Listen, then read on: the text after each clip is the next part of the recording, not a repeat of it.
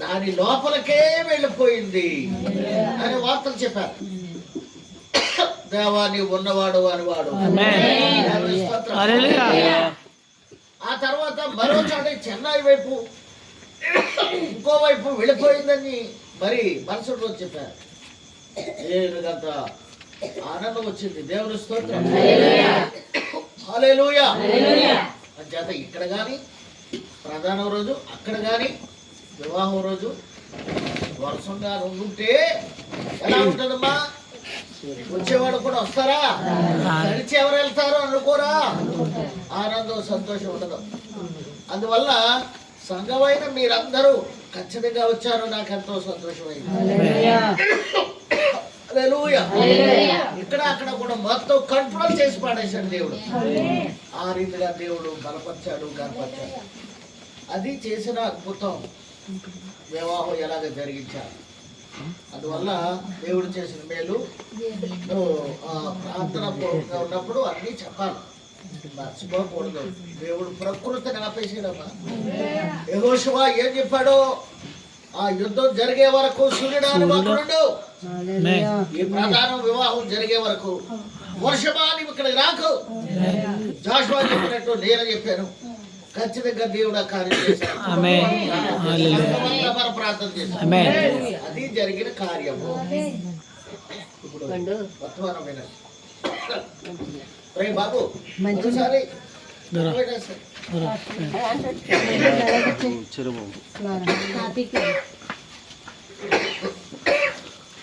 ఇది నా బాట్లేనా?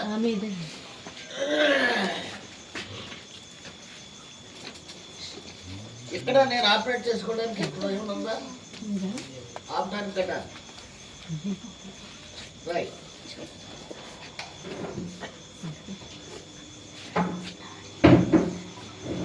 దయచేసి లేచి నిలబడతాం. ఈరోజు ఈ విధంగా కృతజ్ఞత కూడిక పెట్టుకోవడానికి దేవుడు ఇచ్చిన గొప్ప భాగ్యం అని నేను తలుస్తూ ఉన్నాను. హల్లెలూయా. హల్లెలూయా.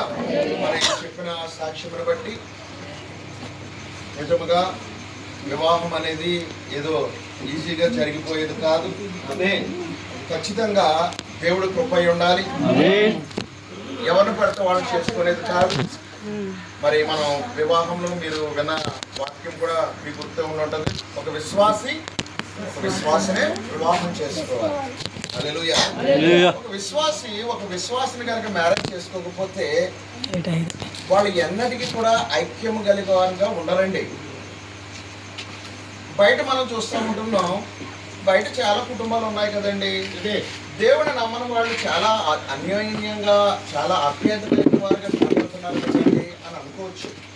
కానీ దేవుడి యొక్క గృహంలో గనక ఆయన యొక్క గృహంలో లేకపోతే ఎవరైతే వివాహం జరిగి ఉన్నదో వారి గృహంలో గనక దేవుడు గనక లేకపోయినట్లయితే అది కేవలం కొన్ని సంవత్సరాలు, ఇక్కడ కొన్ని సంవత్సరాలు మాత్రమే ఉంటాము కానీ దేవుడి రాజ్యం మనం చూడలేము. దేవుడికి మహిమ కలుగును గాక. దేవుడి యొక్క రాజ్యం చూడాలంటే ఖచ్చితంగా మన యొక్క కుటుంబాన్ని కట్టుకోవాలి. కుటుంబం అనేది ఐక్యముగా ఉండాలి, ఐక్యత కలిగి ఉండాలి. ఎందుకంటే ఇద్దరు గనక ఎడమొఖం పెడమొఖం పెట్టుకున్నట్లయితే అది ఎన్నటికీ ఐక్యము కలిగిన కుటుంబంగా ఉండదండి. దేవుడికి మహిమ కలుగును. దేవుడి యొక్క వాక్యము పట్ల ఎప్పుడైతే ఇద్దరు ఒకటవుతా ఉంటారో ఖచ్చితంగా వారి జీవితంలో ఆ కుటుంబము ఎంతో చక్కగా ఉంటది. అంతేకాదు పరలోక రాజ్యము ఆ గృహములో ఎలా కనబడుతుంది అంటే మన మధ్యలోనే ఉన్నట్టు. హల్లెలూయా. హల్లెలూయా. మనతోనే సహవాసం చేస్తున్నట్టు, దేవుడే ఆ కుటుంబాన్ని నడిపిస్తున్నట్టు, దేవుడే ఆ కుటుంబాన్ని కష్టం వచ్చినా, శ్రమలు వచ్చినా, ఇబ్బంది వచ్చినా వాళ్ళందరూ కూడా దేని ద్వారా ఆదరించబడతారంటే దేవుడి యొక్క మాటల ద్వారా ఆదరించబడతారు. దేవుడి యొక్క మాటల ద్వారా తృప్తిపరచబడతారు. అది ఎటువంటి కార్యమైనా సరే, ఉపద్రవమైన అటు ఎటువంటి కష్టం వచ్చినా, ఎటువంటి శోధన వచ్చినా సరే వాళ్ళు ఎలాగ నిలబడతారంటే దేవుడు నాకున్నాడని, ఖచ్చితంగా నా జీవితంలో మేలు చేస్తాడని, మా కుటుంబాన్ని కట్టేవాడు ఆయనే అని ఖచ్చితంగా ఒక భరోసా వాళ్ళకి కలుగుతాం. దేవుడికి మహిమ కలుగును గాక. అందుకని నిజంగా వీరి యొక్క కుటుంబంలో నేను ఉన్నాడని తెలుస్తా ఉన్నాను. దేవుడికి మహిమ కలుగును గాక. హల్లెలూయా. అందుకని దేవుడి దగ్గరికి వచ్చినప్పుడు దేవుని మనం కలిగి ఉంటా ఉన్నప్పుడు మన యొక్క ఇంటి కట్టుబాట్లు విడిచిపెట్టాలి, మన యొక్క ఊరి కట్టుబాట్లు విడిచిపెట్టాలి. హల్లెలూయా. ఎందుకంటే దేవుడిలోకి వచ్చినప్పుడు దేవుడు ఏం కోరుకుంటున్నాడంటే మీరు నా బిడ్డలను కోరుకుంటున్నాడు, మీరు నా ప్రజలను కోరుకుంటున్నాడు. దేవుడు ఏం కోరుకుంటాడంటే మీరు నా కుమారులను పిలుస్తా ఉన్నాడు, మీరు నా కుమార్తెలను పిలుస్తా ఉన్నాడు. మరి ఇలాగ పిలిచినప్పుడు నీ కట్టుబాట్లతో, నీ యొక్క ఇంటి ఆచారాలతో, నీ యొక్క ఊరి కట్టుబాట్లతో నువ్వు జీవించినట్లయితే ఎన్నడము కూడా మనం దేవుడు చూడలేమండి. హల్లెలూయా. దేవుడు కనుక చూడాలనుకుంటే నీ పరిస్థితులన్నీ దేవుడికి అప్పచెప్పు, నీ కుటుంబ బాధ్యతలన్నీ దేవుడికి అప్పచెప్పు. ఎందుకంటే సరిచేయవాడు ఆయన ఉన్నాడు, చక్కదిద్దువాడు ఆయన ఉన్నాడు, మన ఇంటిని కట్టువాడు ఆయన ఉన్నాడు. అందుకని కట్టేవాడు ఆయన కనుక నీ భారం అంతా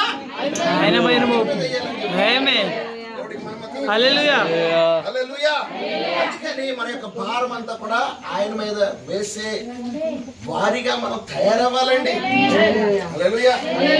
ఈ రోజు నుంచి లేకపోతే వివాహమైనప్పటి నుంచి వారు ఒక గృహముగా కట్టబడుతున్నారు. హల్లెలూయా. మరి ఈ గృహంలో ఖచ్చితంగా దేవుడే నివాసం ఉండాలి. ఎందుకంటే ఇప్పటి వరకు కూడా మీరు పెంచుకొని వెళ్తా ఉన్నారు, ఇప్పటి వరకు మీరు పోషిస్తా ఉన్నారు. ఒక రోజు వచ్చిన తర్వాత బాధ్యతలన్నీ ఇప్పుడు వాళ్ళ మీద పడతా ఉన్నాయి. ఇప్పుడు ఏమైపోతుందంటే తన గృహమును కట్టుకునే బాధ్యత ఇప్పుడు వస్తూ ఉంటుంది. రేపటి నుంచి బాధ్యతలు అనేవి పెరుగుతూ ఉంటాయి, ఒకరి పట్ల ఒకరు బాధ్యత కలిగి ఉంటా ఉంటారు. హల్లెలూయా. ఇప్పటి వరకు తల్లిదండ్రుల సమక్షంలో ఉన్నవాళ్ళు ఎప్పుడైతే వివాహం అయిపోయిందో వారి ప్రేమ మరిచి ఏమైపోతారు? తల్లిదండ్రులు 20 సంవత్సరాలు పెంచారు, లేకపోతే 25 సంవత్సరాలు పెంచుతారు, 30 సంవత్సరాలు పెంచుతారు. ఎప్పుడైతే వివాహం అయిపోతుందో ఆ బంధం అంతా కూడా ఏమైపోతుందంటే ఇప్పుడు ఒకరి పట్ల ఒకరు ప్రేమ కలిగి వారి యొక్క స్వభావములన్నీ కూడా ఏమైపోతాయంటే వారు స్వతహాగా ప్రేమించుకున్న ఆ ప్రేమ ఉండదు, కానీ ఇప్పుడు ఇరువురు ప్రేమించుకునే స్వభావంలోకి వస్తాం. దేవుడికి మహిమ కలుగును. హల్లెలూయా. అందుకని ఇప్పుడు తల్లిదండ్రులు విడిచిన తర్వాత, అందుకే మత్తయి సువార్త 19వ అధ్యాయంలో మనం చూసినట్లయితే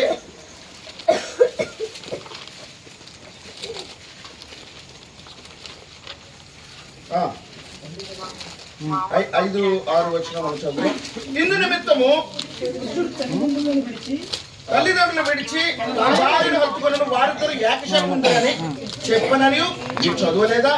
కాబట్టి వారిద్దరూ ఇద్దరు కాక ఏకశరీరంగా ఉన్నారు కనుక దేవుడు జతపరచని వారిని మనుష్యుడు వేరుపరచకూడదని చెప్పాను.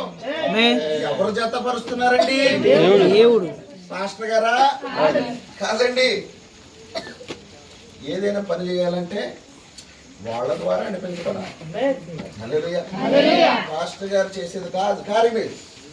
ఇంటిని కట్టువాడు ఆయన, స్థిరపరచువాడు ఆయన, వారి జీవితాల్లో ఉండాల్సింది కూడా ఆయన, నడిపించేవాడు ఆయన. అందుకని ఒక కుటుంబం కట్టబడాలంటే ఖచ్చితంగా ఇద్దరిని ఎవరు జతపరచాలి? దేవుడే జతపరచాలి. కాబట్టి వారి మధ్యలో ఎవరు రాకూడదు, ఏ మనుషులు కూడా వారిని వాక్యవాది సెలవిస్తాం. కానీ ఒక నిజమైన కుటుంబం అయితే దేవుడి చేత కట్టబడ్డారు కనుక వారికి ఏ సమస్య వచ్చినా దేవుడి దగ్గరికి వెళ్తారు. అవునా కదా? దేవుడి దగ్గరికి వెళ్ళట్లేదు, ఎవరినో మనుషుల దగ్గరికి వెళ్తున్నాడంటే దాని అర్థం ఏంటి? దేవుడు లేనట్టే. చాలా ప్రాముఖ్యమైనది. హల్లెలూయా. అందుకని మనం జాగ్రత్తగా గమనించినట్లయితే దేవుడి యొక్క చిత్తము ఎలాగున్నదంటే ఇద్దరిని కలవడానికి యొక్క కారణం దేవుడు అయి ఉన్నాడు. ఒక కుటుంబం కట్టబడాలంటే దేవుడు అయి ఉన్నాడు. ప్రతి దానికి కూడా దేవుడు దేవుడు దేవుడు. ఇల్లు కట్టబడాలన్నా దేవుడు అయి ఉండాలి. దానికి సంపూర్ణమైన శక్తి ఇవ్వాలంటే దేవుడు అయి ఉండాలి. ఏది చేయాలన్నా దేవుడే. నీ జీవితంలో ఏదైనా జరగాలన్నది దేవుడే. దేవుడు తప్ప నీ జీవితంలో ఏ దానికి కూడా మనం చోటు ఇవ్వకూడదు, ఏది అవకాశం ఇవ్వకూడదు.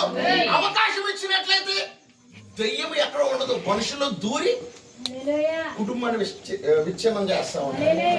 దేవుడికి మహిమ కలుగును. హల్లెలూయా. అందుకని మనము జాగ్రత్తగా గమనించాల్సింది ఏంటంటే వారి యొక్క కుటుంబంలో ఏ మనిషి ఇంటర్ఫీర్ అవ్వద్దండి. అర్థమవుతుందా అమ్మా?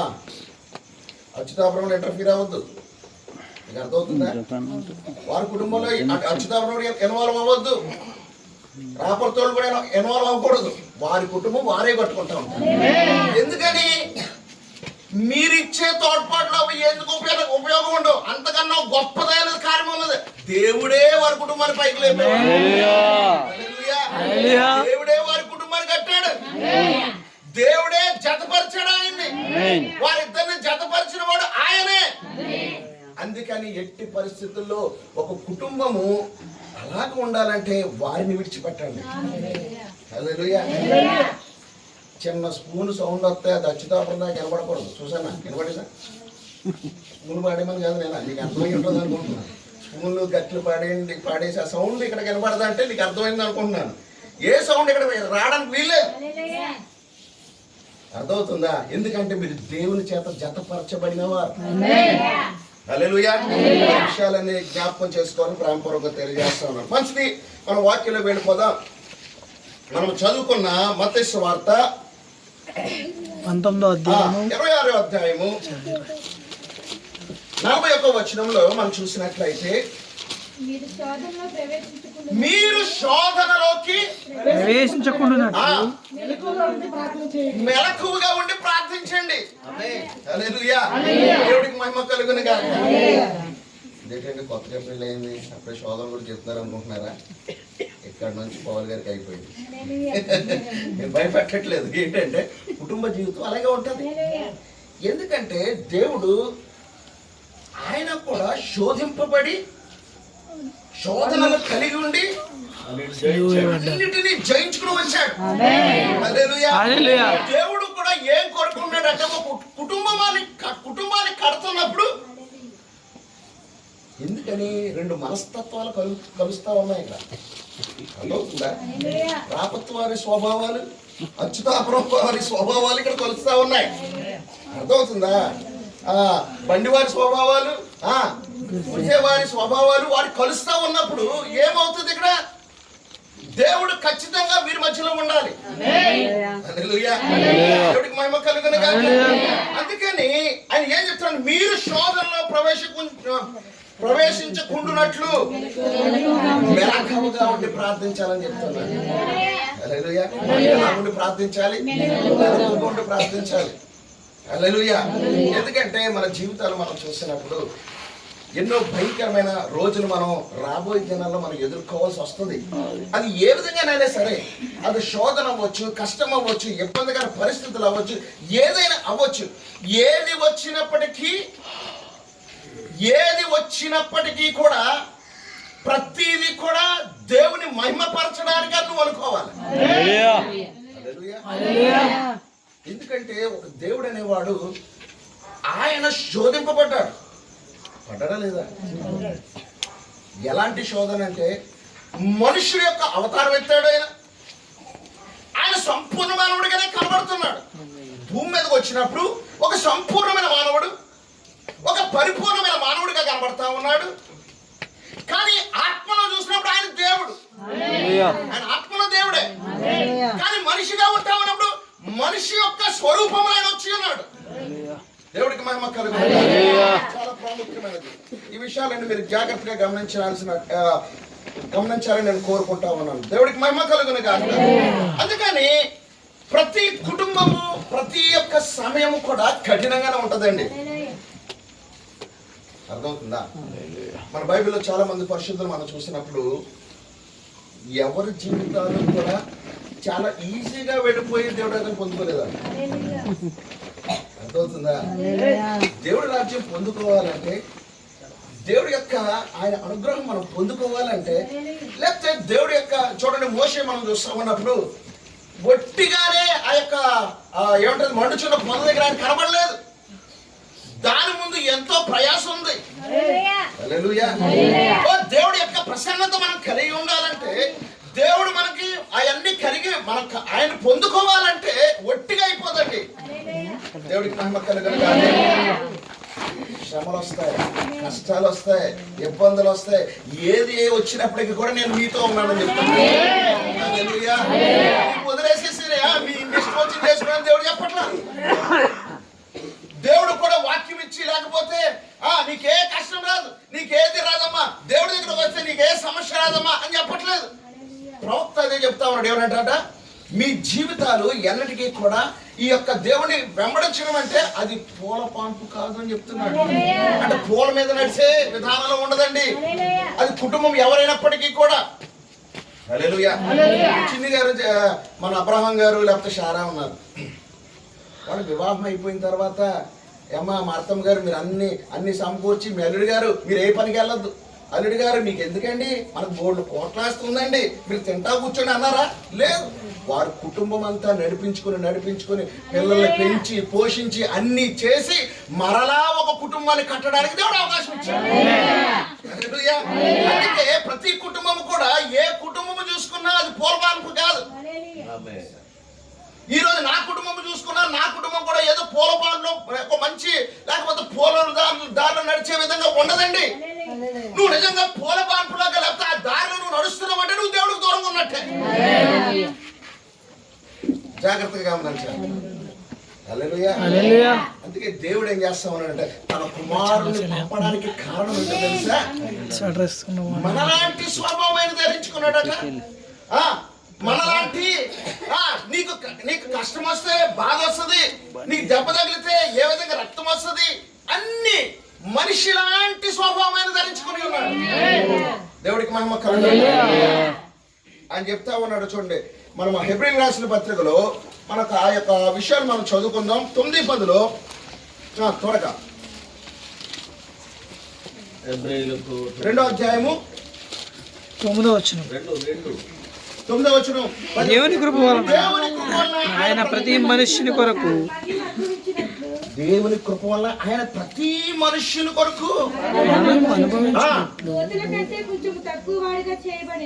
ఎలాగా ఆయన వచ్చాడట? కొంచెం తక్కువవాడుగా. యేసు మరణము పొందినందున మహిమా ప్రభావములతో కిరీటము ధరించిన వానిగా ఆయనను చూచుచున్నాము.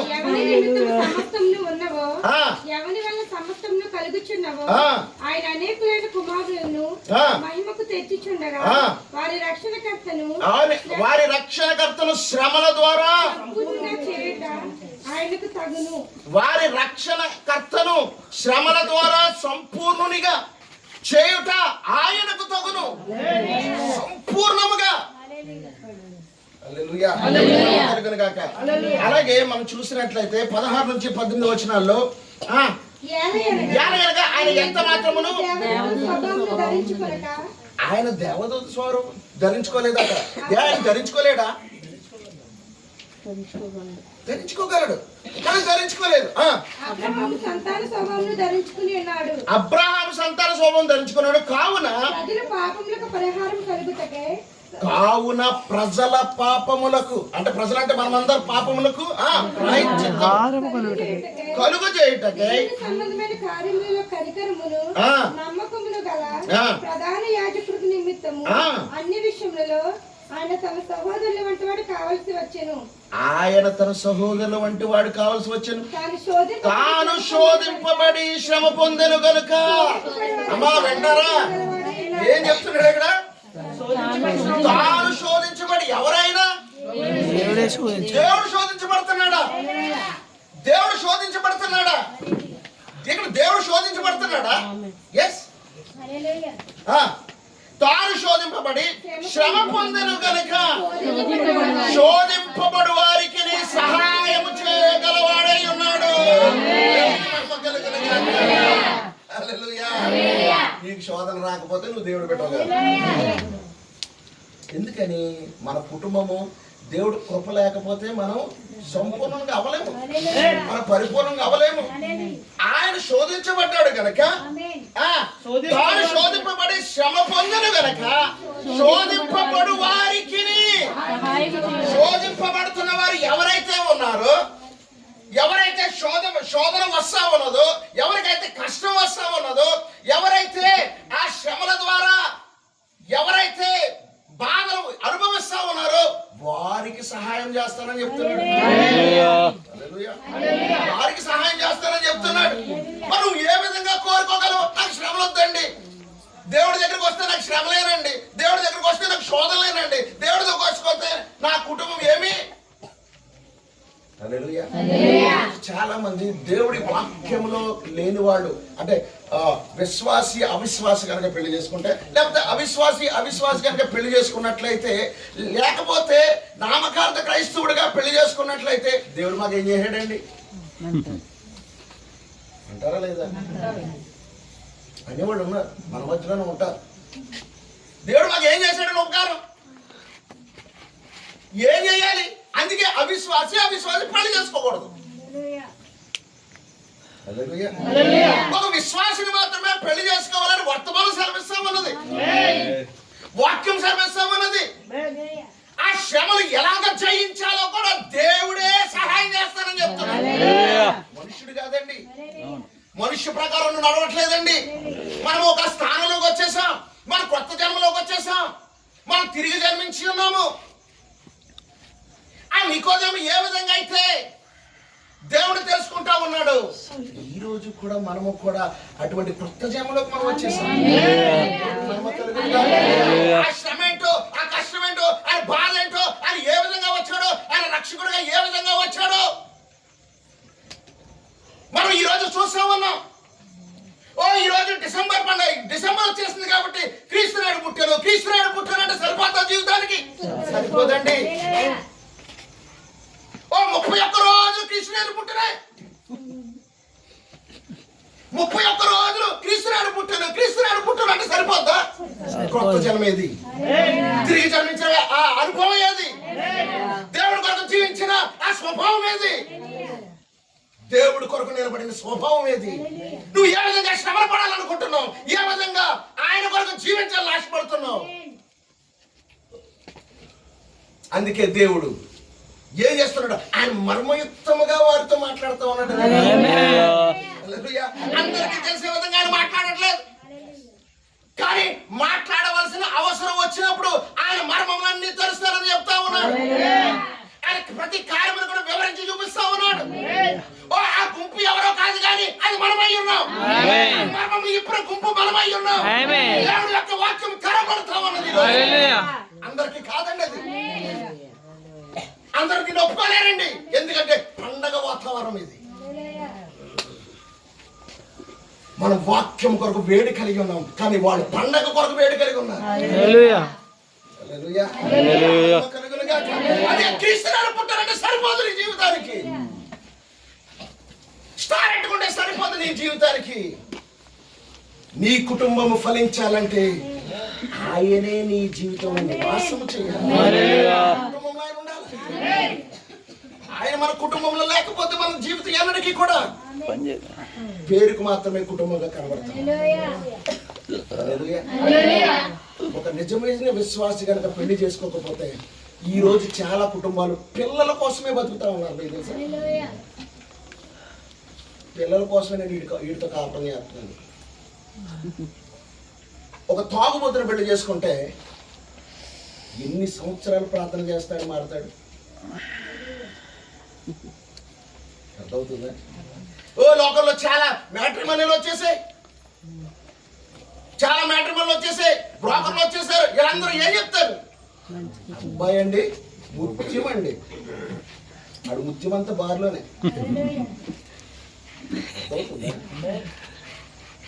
అమ్మాయి అండి తలెత్తుకున్నది దించదండి, పెళ్లి రోజే అది.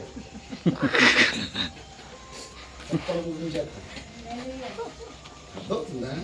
నిజమైన విశ్వాస కావాలండి మన జీవితానికి. నిజమైన విశ్వాసం చేసుకుంటున్న వాడు అదృష్టవంతుడు, నిజంగా భాగ్యవంతుడు నిజంగా. ఎందుకంటే ఆ కుటుంబాన్ని కట్టేవాడు ఎవరు? దేవుడే. ఈరోజు వాక్యంకి ఇవ్వాల్సిన ప్రాధాన్యత ఎందుకు ఇస్తున్నామంటే కారణం ఏంటో తెలుసా? మీరు ఫలించడని చెప్తా ఉన్నాడు. ఒట్టిగా పిల్లలు కనేసి ఊరుకొని ఆడు గాలి తిరుగులు తిరుగుతుంటే ఈ స్త్రీ ఏం చేస్తుంది? ఆడి జీవితం ఏదో విధంగా నాశనం చేసుకుని కూలి పనికి వెళ్ళి పిల్లల్ని పెంచి పోషించి వాళ్ళు చేసి కన్నీటితో తన యొక్క జీవితం చూస్తున్నట్టు మనం చూస్తున్నాం. పరిస్థితులు మనలే దేవుడు మనతో మాట్లాడుతా ఉన్నాడు. దేవుడు మనల్ని పట్టుకున్నాడు అండి, మనల్ని పట్టుకున్నాడు. ఆయన నువ్వు నేను పట్టుకోవడం కదా, ఆయనే జగత్తు పునాది వేయబడక మునిపే నిన్ను నన్ను ఏర్పాటు చేసుకున్నాడు ఆయన. అని ఎన్నుకున్నాడు కనుక ఈ స్థానంలో ఉన్నాం. అని ఎన్నుకున్నాడు కనుకనే ఈ కృతజ్ఞత గుడిగా పెట్టుకుంటా ఉన్నాం. క్రిస్మస్ చేసుకునే ఏదో యూత్ క్రిస్మస్ చేసుకునే వాళ్ళు మేము. దేవుడు ఇచ్చిన కృప ఏంటంటే ఈరోజు మన కళ్ళు తెరిచాడండి. మన కళ్ళు తెరిచాడు. ఎందుకంటే తన యొక్క భార్య ఏ విధంగా ఉండాలో కోరుకుంటూ ఉన్నాడు ఆయన. ఎటువంటి మచ్చ ఉండకూడదట, ఎటువంటి మరక ఉండకూడదట. తన భార్య ఎలా ఉండాలో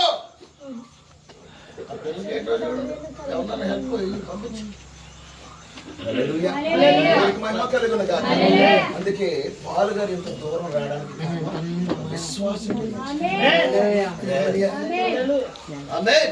గురించి సంబంధాలు వచ్చేవాళ్ళు. మన ఇంటి పక్కన ఏమీ లేదు, మన చుట్టుపక్కల ఏం లేదు.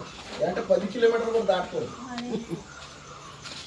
ఏంట ఫోన్ చేస్తే అడుకోవాలి వచ్చి కూతురు ఇంటికి వచ్చే కూతురు ఫోన్ చేస్తే అమ్మా కూరట్టుకెళ్ళి ఇలా చేసేవాళ్ళు ఉన్నారు. మీకు తెలుసా? చేసుకుంటే అనుభవిస్తారు. అర్థమైందా? మీకు తెలుసా? పక్కనే ఉండాలి.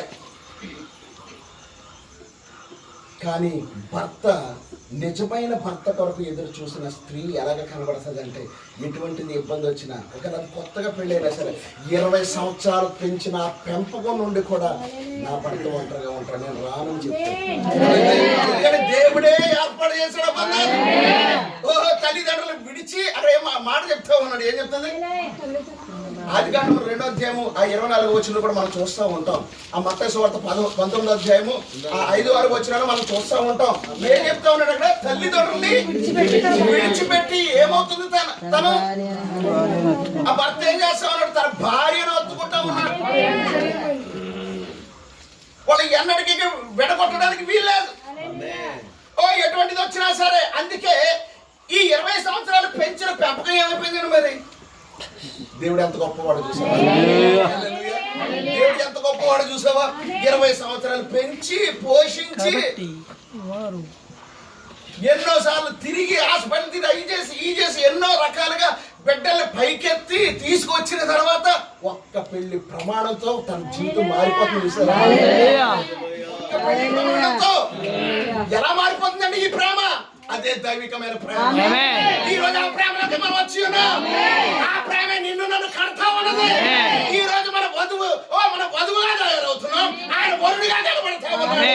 ఆ ప్రేమలోనే ఈ రోజు దేవుడు ఏం చేస్తా ఉన్నాడంటే అసలైన వర్తమానం వరకు తీసుకుని వచ్చాడు. దేవుడికి మహిమ కలిగి మనకున్న ఆచారాలన్నీ తొలగించుకుంటున్నాం. ఎందుకని?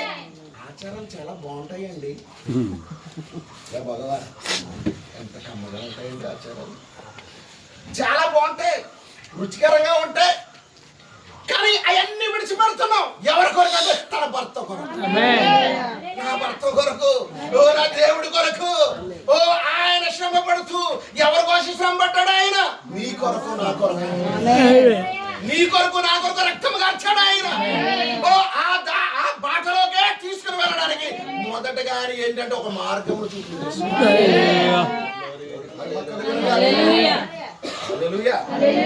అందుకని మనం చాలా జాగ్రత్తగా గమనించాలి. సంపూర్ణమైన పరిపూర్ణత కలిగిన వధువుగా మనం తయారవ్వాలండి. సాధారణమైన స్త్రీగా కాదు, కేవలం సంఘంలో ఉన్న సభ్యురాలుగా కాదు. నువ్వు సంఘంలో ఒక విశ్వాసిగా ఎలా ఉండాలంట? ఇతరుల కొరకు జీవించేవి వారి నా స్వార్థమే, నా జీవితమే, నేనే, నా కుటుంబమే, నా బంధుత్వమే కాదు కాదు కాదు ఇతరుల కొరకు జీవించేవి. నీ జీవితం ఇతరుల కొరకు కష్టపెట్టే విధంగా దేవుడు ఇతరుల కొరకు మాత్రమే ఆయన మరణించేవాడు. ఆయన రక్తం దేవుడికి మహిమ కలుగునుగా. అందుకే సంపూర్ణ నిరీక్షణ కలిగి ఉండండి. మనం ఏ విధంగా ఆ నిరీక్షణ కలిగి ఉండాలి?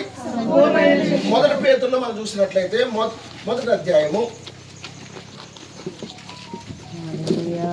పత్రిక పేతురు 1వ అధ్యాయము చూసుకోండి అందరూ. బైబిల్ 1వ అధ్యాయము 1వ అధ్యాయము 13వ వచనం. కాబట్టి నడుము కట్టుకుని నిపుణమైన బుద్ధి గలవారే యేసుక్రీస్తు ప్రత్యక్షమైనప్పుడు మీకు తేబడి కృపా విషయమై సంపూర్ణ నిరీక్షణ కలిగి ఉండండి. ఎలా ఉండాలండి మనం? ఇక్కడ 13 నడుము కట్టుకొని అది చేసుకొని సంపూర్ణంగా పరిపూర్ణం. మనలో ఇంక ఏది ఉండకూడదు, మనలో ఏటువంటి ఆచారం ఉండకూడదు, మనలో లోక సంబంధమైన ఏది ఉండకూడదు. హల్లెలూయా. ఒక భర్త భార్యను వివాహం చేసుకోవాలంటే అండి మాకు బోళ్ళు చెప్తా ఉంటారు, అబ్బాయి ఎలాంటి వాడండి అడుగుతూ ఉంటారు. మంచివాడండి, బాప్తీసం తీసుకున్నాడండి, పలానా సంవత్సరాలు తీసుకున్నాడు, సంఘంలో బలమైన విశ్వాసం అండి, మంచి ప్రార్థనా పరుడు అండి. ఒకరి విషయాలు ఒకరు పంచుకుంటూ ఉంటాం. కానీ అమ్మాయికి పొగరండి కొంచెం అన్నాం అనుకో, ఏ పెళ్లి కొడుకుని వస్తాడా? ఇప్పుడు సంపూర్ణత కావాలా లేకపోతే కొంచెం సంపూర్ణత కావాలా? ఇప్పుడు అన్ని విషయాలు తను రక్షణ పొందింది, తను రక్షణ పొందుకున్నది, తను కూడా పాటలు పాడుతుంది, బాగా వాక్యం చదువుతుంది, కొంచెం పొగరండి. అలాంటి వారిని ఎవరో చూపించాడు నాకు. దేవుడు కూడా అదే క్వాలిటీస్. వధువు ఎలా ఉండాలని కోరుకుంటున్నాడంటే ఆయన పరిపూర్ణుడు కనుక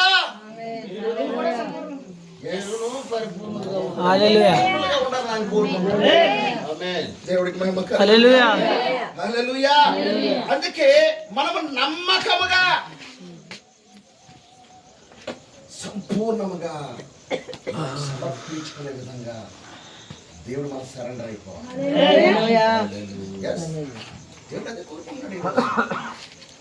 ఈ రోజు నువ్వు సంఘానికి వెళ్తున్నావు, అది చేస్తున్నావు, ఇది చేస్తున్నావు కాదండి. అందుకే నికోదేము దగ్గరకు వచ్చిన తర్వాత ఏం చెప్తున్నాడు ఆయన? కొత్తగా జన్మిస్తేనే గాని అని చెప్తున్నాడు. అంతేగాని నువ్వు నాకు పుట్టినరోజు చేస్తానే, నువ్వు నాకు స్టార్ కడతానే చెప్పాలి. చెప్పట్లేదు దేవుడు, ఇది చెప్పట్లేదు. అని ఏం చెప్తున్నాడు ఆయన? నువ్వు కొత్తగా జన్మించాలి, నీ జీవనశైలి మారిపోవాలి, నీ స్థితిగతులు మారిపోవాలి. నువ్వు ఎవరైనప్పటికీ, నువ్వు ఎలాంటి వాడైనప్పటికీ నీ స్థితిగతులు మారిపోవాలి. దేవుడు అదే మనకు నేర్పుతా ఉన్నాడు. మన అహంకారం విడిచిపెట్టాలి, మన పరిస్థితులన్నీ విడిచిపెట్టాలి, మన స్వభావం అంతా విడిచిపెట్టాలి.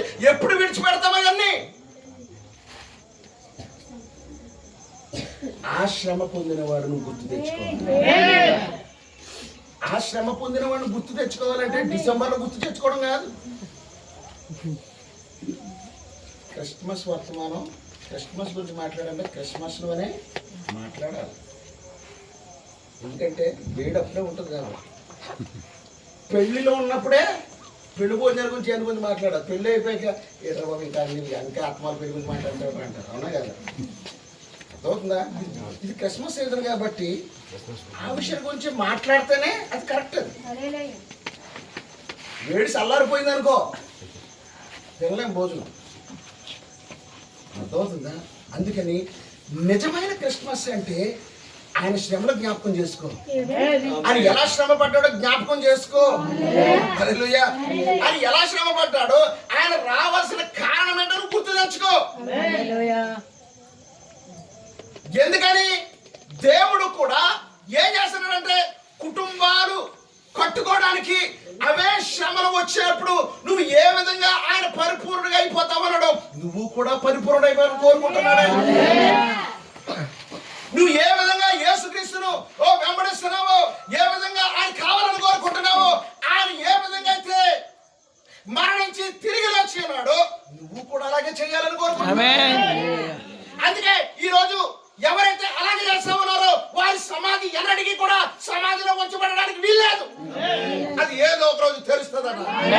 అది ఏదో ఒకరు ఖచ్చితంగా తెరిచే తెరమని రాబోతా ఉన్నాయి.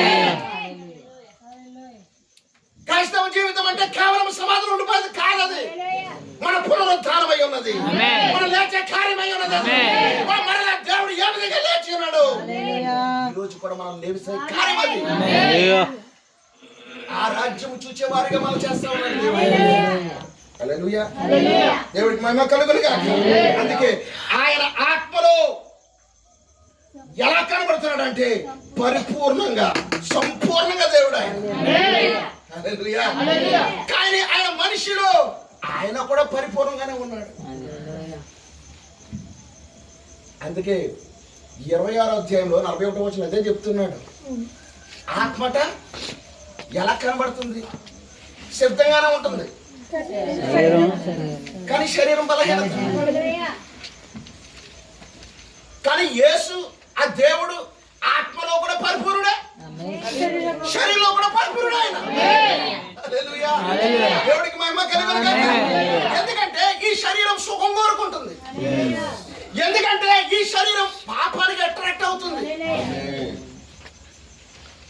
ఆయన దేవుడే కానీ ఆయన ఎలా ఉన్నాడట, మనిషి స్వభావంలో ఉన్నాడు కనుక పాపం కూడా అట్రాక్ట్ అవుతుంది. మీకు అర్థమైందా? మనిషి రూపంలో. అందుకే కదమ్మా సాతాను గారు కొండ మీదకి వచ్చాడా, ఏమంటున్నాడు, చెప్తున్నాడు కొండ మీద చూపిస్తున్నాడు. ఇవన్నీ ఏమన్నాడు, రాజ్యమంతా నీకు ఇచ్చేస్తానని చెప్తున్నాడు అన్నాడా. శరీరంగా ఉన్నాడు ఏం వస్తాడు ఇప్పుడు, కావాలని ఆశ ఉంటే శరీర సంబంధంగా ఉన్నాడు ఏం వస్తాడు, మామూలుగా సుఖాన్ని కోరుకుంటాడు, రాజ్యమును కోరుకుంటాడు, మంచి హోదా కోరుకుంటా ఉన్నాడు, ఇవన్నీ కోరుకుంటా ఉంటాడు. కానీ దేవుడు కూడా శరీరం కలిగి ఉన్నవాడే, కానీ ఆయన ఆత్మలో పరిపూర్ణుడే. అదే చెప్తా ఉన్నాడు. దేవుడికి మహిమ. హల్లెలూయా, హల్లెలూయా. అందుకే ఆయనలో ఉన్న ఆత్మకు ఆయన తన దేహమును లోపరుస్తా ఉన్నాడట. హల్లెలూయా, దేవుడికి మహిమ కలుగును. ఇప్పుడు మనం మన దేవుడి ఆత్మ మనలో ఉందనుకోండి, మన దగ్గర ఉన్న డ్రాబ్యాక్ ఏంటంటే దేవుడి ఆత్మ మనం కలిగి ఉంటాం. ఎందుకంటే మన సంఘానికి వెళ్తున్నాం, వాక్యం వింటున్నాం, వాక్యం చేత బలపరచబడుతున్నాం, దేవుడి యొక్క మాటల ద్వారా తృప్తిపరచబడుతున్నాం. ఎస్, దేవుడు నాలో కార్యం చేస్తున్నాడు నువ్వు ఒప్పుకుంటావు, ఒప్పుకున్న తర్వాత దేవుడి యొక్క అభిషేకంతో నువ్వు ఇంటికి వెళ్తావు. కానీ శరీరం బలహీనమైన, సాతానుడు ఎక్కడ కొడతాడు, బలహీనమైన ఘట్టం మీద కొడతాడు. హెబ్రీయులకు రాసిన పత్రిక ఒకసారి 4వ అధ్యాయం మనం చూసినట్లయితే 14వ అధ్యాయము 4వ అధ్యాయము 14-16 వచనం మనం చదువుదాం. ఆకాశ మండలము గుండా వెళ్ళిన దేవుని కుమారుడైన యేసు అను గొప్ప ప్రధాన యాజకుడు మనకు ఉన్నాడు గనుక మనం ఒప్పుకునే దానిని గట్టిగా చేపట్టము. ఎలాగ చేపట్టాలట, మనం ఒప్పుకొని దానిని మనం ఏం ఒప్పుకుంటున్నాం, చదవండి మళ్ళీ. ఆకాశ మండలము గుండా వెళ్ళిన దేవుని కుమారుడైన యేసు అను గొప్ప ప్రధాన యాజకుడు మనకు ఉన్నాడు కనుక మనము ఒప్పుకొనిన దానిని గట్టిగా చేపట్టదు. మన ప్రధాన యాజకుడు చూసారా, మన ప్రధాన యాజకుడు మన బలహీనత ఏందో మనతో సహానుభవం లేనివాడు, కానీ సమస్త విషయములను మన వలనే శోధింపబడి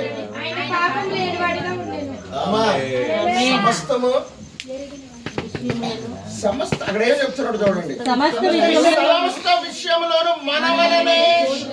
మనం ఎలాగ శోధింపబడుతున్నామో సమస్తమైన విషయాలు అంటే అన్ని ఒకటి కూడా లేదు.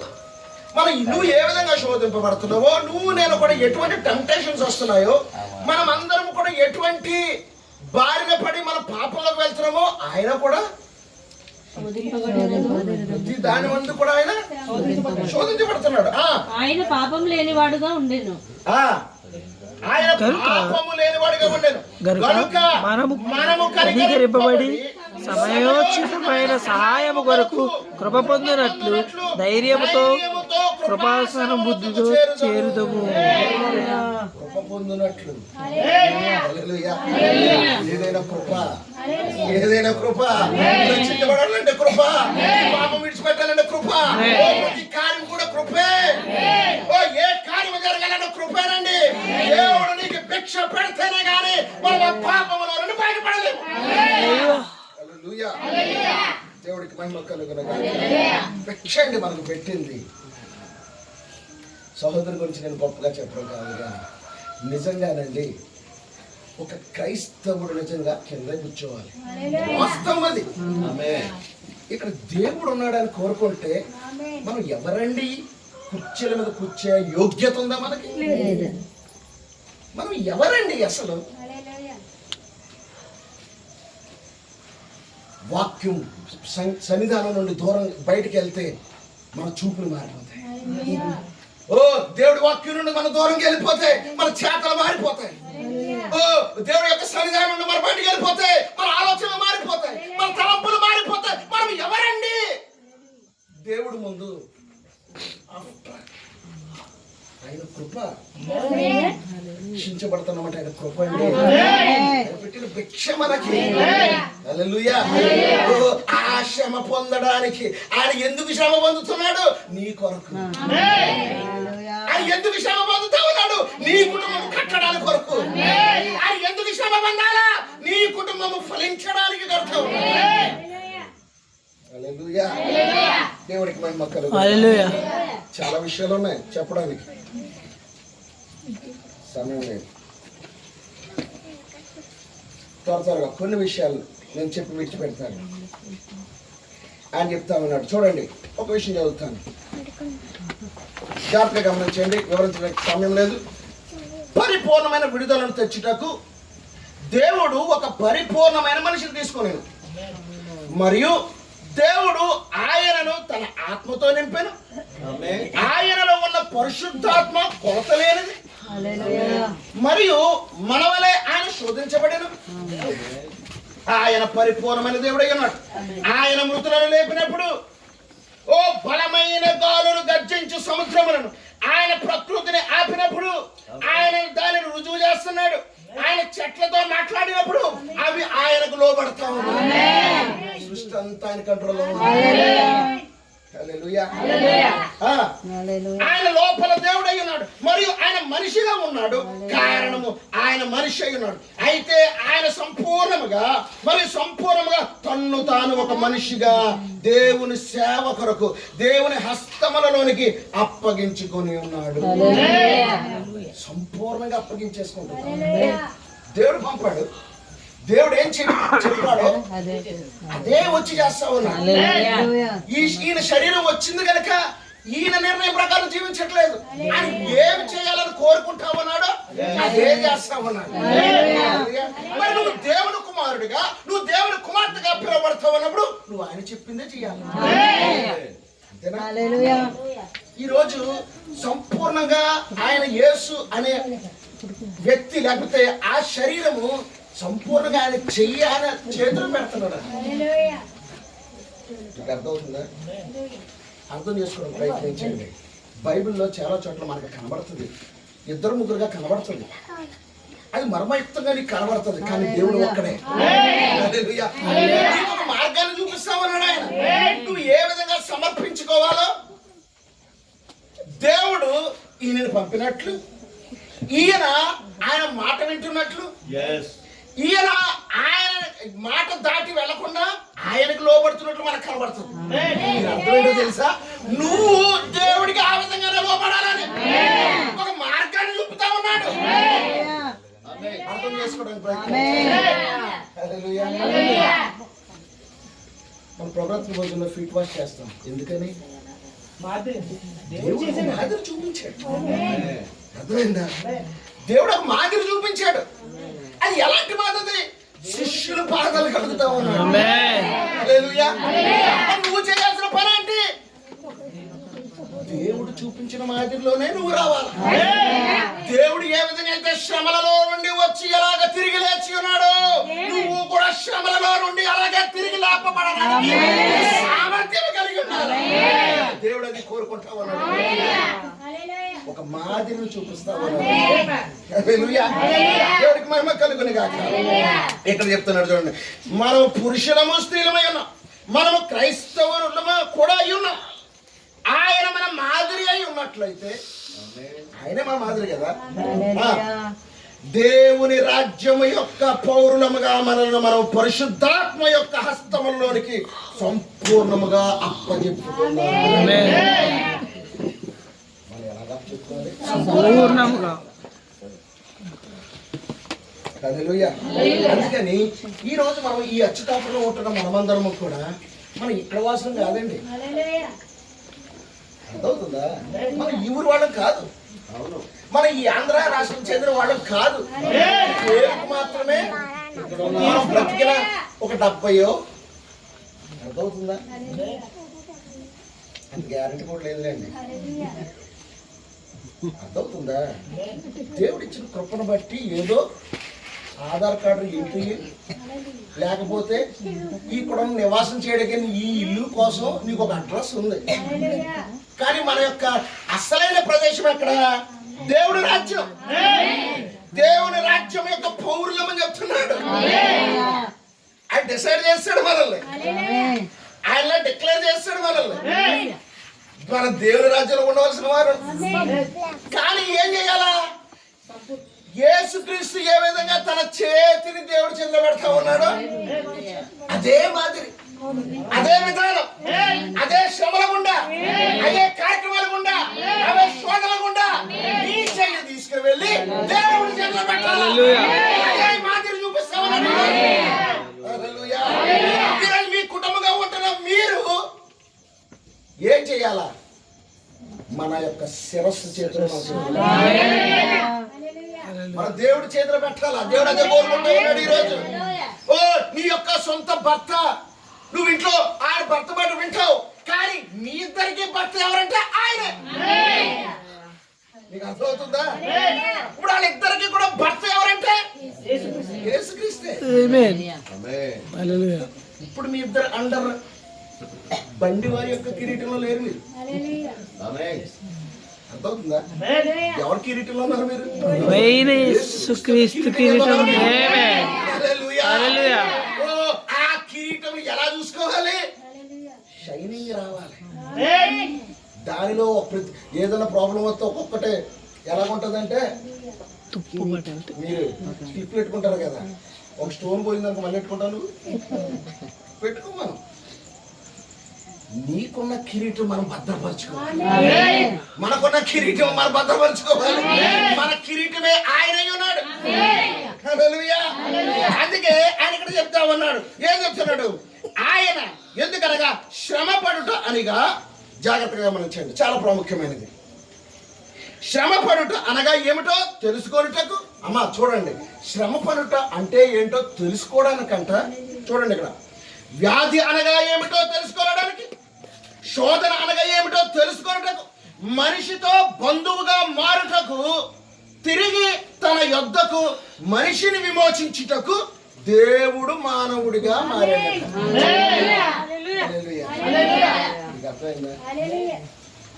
ఒక రాజు బికారి తత్వం అనుభవించడానికి ఆడి బికార అవతారం ఎత్తడం, ఆ గుర్రం మీద వెళ్తాడు, చూసుకుంటూ పోతాడు. ఓహో పేదరికం అంటే ఎలాగ ఉంటుందా అని అనుకుంటాడు. కానీ మన దేవుడు అలా చేయలేదు. మీకు అర్థమైందా?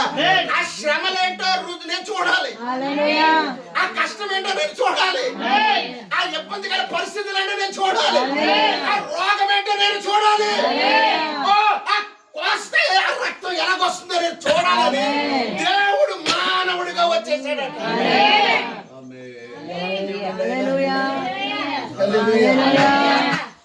అందుకే ఒక వ్యవసాయదారుడు ఎవడన్నా ఉన్నాడంటే ఆ వ్యవసాయదారుడు ప్రాప్తి విధంగా చెప్తున్నాడు. ఏం చెప్తున్నాడంటే, ఒక వ్యవసాయదారుడు, ఆ వ్యవసాయదారుడు ఎవరికి ఓటేస్తాడంటే వ్యవసాయంలో నుంచి బాగా తెలిసిన రాజకీయ నాయకుడికి ఓటేస్తాడు. ఎందుకని? దానిలో ఉన్న లోటులు కష్టాలు ఏవైతే ఉన్నాయో అవన్నీ మనకి తెలుస్తాయి. అదే చెప్తున్నాడు. చూడండి ఎంత ఖచ్చితంగా చెప్పేస్తున్నాడు ఆయన. అటువంటి వారి కొరకు అది చూపిస్తావు అన్నాడు అక్కడ. చూడండి అక్కడ చెప్తున్నాడు. ఆయన యొక్క ఆయనగా ఒక వ్యవసాయదారుని యొక్క జీవితంలోని కఠినమైన భాగమును అతడు ఎరిగి ఉన్నాడు. హల్లెలూయా. మరియు దేవుడు ఎన్నడైనా దానిని గ్రహించక ముందు ఆయన మనుషులను దోషులుగా తీర్పు తీర్చిన తర్వాత ఆయన ఎన్నడైనా ఎలాగా దానిని గ్రహించగలడు? ఆయన పరిశుద్ధత ద్వారా ఆయన మనిషిని దోషిగా తీర్పు తీర్చుచున్నాడు. మరియు ఆయన ఎన్నడైనా మనిషిని నీతిమంతుడుగా చేయటకు ఎన్నడైనా ఆయన ఎరిగి ఉండి ఒకే మార్గం ఏంటనగా అదే మానవుడిగా మారుతుంది. ఎలాగ మారిపోతున్నాడండి? మానవుడిగా మారిపోతున్నాడు. ఆయన ఎంత ప్రభావం తెలుసా? ఆ యొక్క మోషే ఆ కొండ మీదకి ఎక్కినప్పుడట ఆ పర్వతాలు పట్టుకుంటే చచ్చిపోతారు. ఎందుకని? అంత ప్రభావం అక్కడ కనబడతా ఉంది. మోషేని ఏం చెప్తున్నాడు? నీ చెప్పులు విడిచిపెట్టమన్నాడు. ఎందుకని? పరిశుద్ధత కలిగిన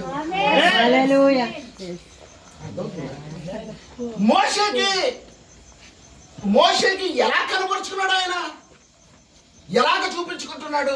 ఆ మండుచున్న పొదలో నుండి ఆయన ఎవరు సమీపించలేరు, ఆయన ఎవరు తాకలేరు, ఆయన ఎవరు తాకలేరు. అలాంటి ప్రభావం కలిగిన దేవుడు, అంత పరిశుద్ధత కలిగిన దేవుడు. అందుకే ఆయన సమీపింపరాని ఆ తేజస్సుతో ఉన్న దేవుడు. అంత తేజస్సు కలిగిన దేవుడు ఈ రోజు అచ్యుతాపురం గ్రామంలో నీలాంటి నాలాంటి మనలాంటి పాపిని ఎన్నుకోవడానికి, మనల్ని ఎన్నుకోవడానికి, తన భార్యగా ఎన్నుకోవడానికి ఈరోజు భూమి మీదకి వచ్చాడట.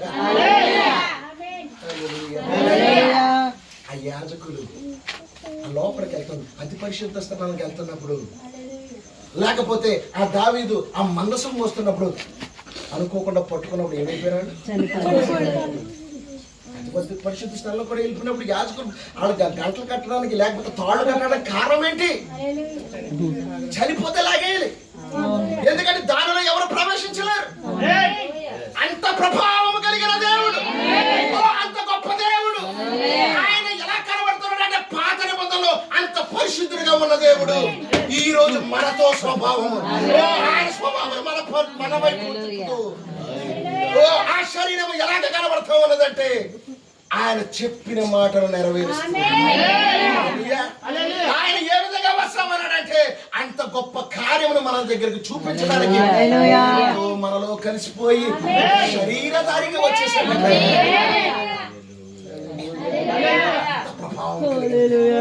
అంత గొప్ప దేవుని ఈ రోజు మనం ఆరాధిస్తా ఉన్నాం.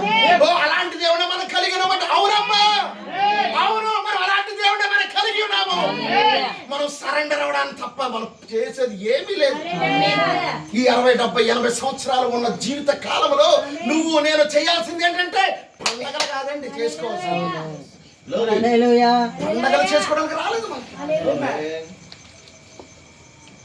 ఎప్పుడు కూడా సరెండర్ అవడానికి, క్రీస్తుని ధరించడానికి, ఆయన ఈ రూపం ఎలాగ వస్తావన్నదో ఆ శ్రమలన్నీ తలుచుకొని ప్రభువా ఆ శ్రమలలో నుండి నేను ఏ విధంగా పైకి రాగలననే క్యారెక్టర్ ఈ రోజు మనం కలిగి ఉండాలి. దేవుడికి మహిమ కలిగి ఉంది. నేను విడిచిపెడతాను. చివరిగా చూడండి ఒక మంచి మాట. తాను పొందిన శ్రమల వలన విధేయతను నేర్చుకుని దేవుడు ఆత్మలో ఉండి శ్రమను అనుభవించలేడు. ఆత్మలో ఉన్నప్పుడు శ్రమ అనుభవించలేడు. ఏం చేస్తున్నాడు? రోగము యొక్క బాధను సృష్టించుటకు, శరీరాశ యొక్క బాధను సృష్టించుటకు, కోరిక యొక్క శోధనను సృష్టించుటకు, ఆకలి యొక్క శోధనను సృష్టించుటకు. అమ్మా జాగ్రత్తగా గమనించండి. మనుషులకే కోరికలు ఉంటాయి, మనిషికే ఆశలు ఉంటాయి. ఇవన్నీ చెప్పేస్తా ఉన్నాడు. చూడండి, ప్రవక్త చెప్పేస్తా ఉన్నాడు. ఆకలి యొక్క శోధనను సృష్టించడానికి ఆయన ఆకలేసిందా? ఆయన కోరిక కలిగి ఉన్నాడా? ఎస్. ఎందుకని మనిషి స్వభావం అండి. మనిషిలో ఉన్న ఆశలు ఆయనలో ఉన్నప్పుడు మరణ బలమును సృష్టించుటకు ఆయన శరీరధారి కావాల్సి వచ్చింది. ఇంకా ఏం చేస్తున్నాడు? లాజరు చనిపోయినప్పుడు ఏం చేస్తున్నాడు? ఏం చేస్తున్నాడు?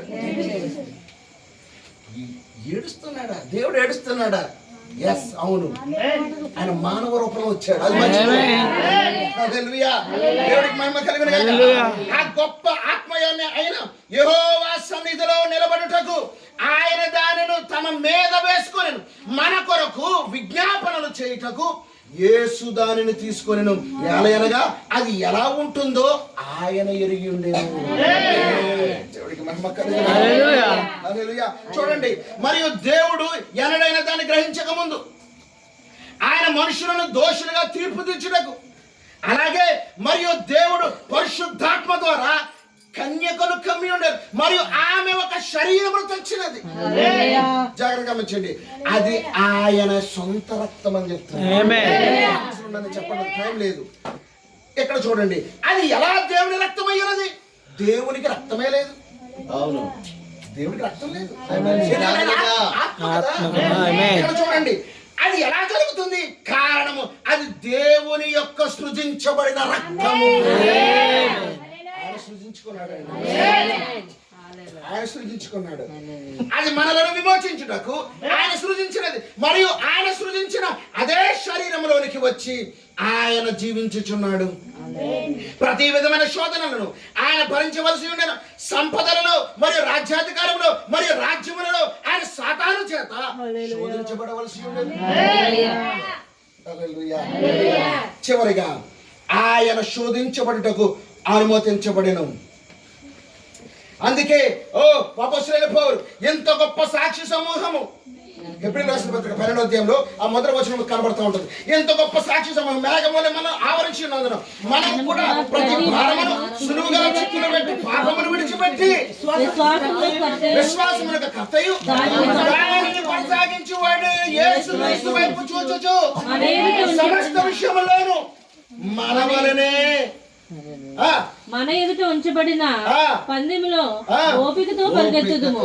శోధించబడినను ఆయన పాపము లేని వాడుగా ఉంటా ఉన్నాడు.